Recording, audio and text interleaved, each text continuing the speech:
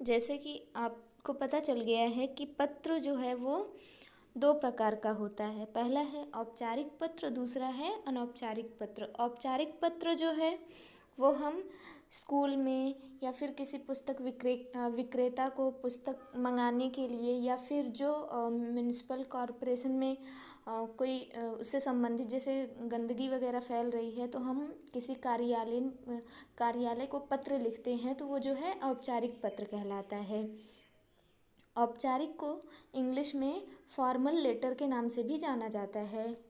और दूसरा जो है वो होता है अनौपचारिक पत्र।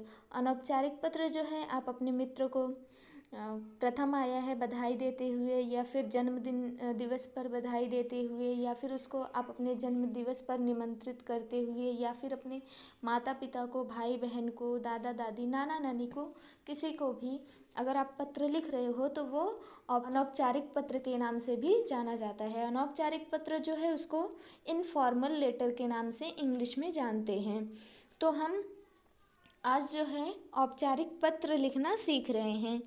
प्रश्न है, 3 दिन की छुट्टी के लिए प्रधानाचार्य को पत्र लिखिए। सबसे पहले तो हम ऊपर लिखते हैं सेवा में श्रीमान प्रधानाचार्य जी, हिंदी हाई स्कूल घाटकोपर पश्चिम मुंबई 4,86,000। तो सबसे पहले हम जो है प्रधानाचार्य जी को पत्र लिख रहे हैं, और फिर उसके बाद में हम क्या लिखते हैं, विद्यालय का नाम। फिर इसके बाद में विषय जो है वो होना आवश्यक होता है। औपचारिक पत्र में तो हम विषय लिखते हैं, जैसे 3 दिन की छुट्टी के लिए प्रार्थना पत्र। यहाँ पे हम संबोधन लिखते हैं जो कि सम्मान सूचक होता है, माननीय महोदय। फिर इसके बाद में लिखेंगे, सविनय निवेदन है कि मैं राकेश कुमार आपके विद्यालय का नियमित छात्र हूँ। कल रात से तीव्र ज्वर है, डॉक्टर ने मुझे 3 दिन आराम करने का परामर्श दिया है। यहाँ पे हम जो अपनी बातें हैं वो बहुत ही संक्षिप्त रूप में लिखते हैं। यहाँ बाद में लिखते हैं, अतः महोदय से अनुरोध है कि कृपया मुझे 24/8/2020 से 26/8/2020 तक अवकाश प्रदान करने की कृपा करें।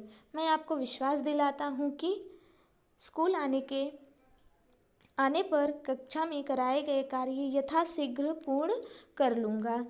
ये जो है आप अंत में लिखते हैं।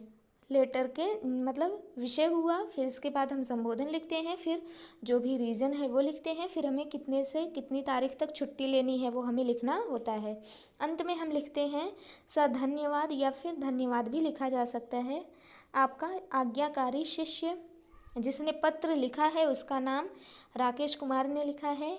कक्षा कौन सी है, 5वीं, और अनुक्रमांक जो है वह 13 है। दिनांक जो है, जिस दिन आप पत्र लिख रहे हो उस दिन का दिनांक जो है वो डालना होता है, 24 अगस्त 2020। तो इस तरीके से जो औपचारिक पत्र है वो लिखा जाता है।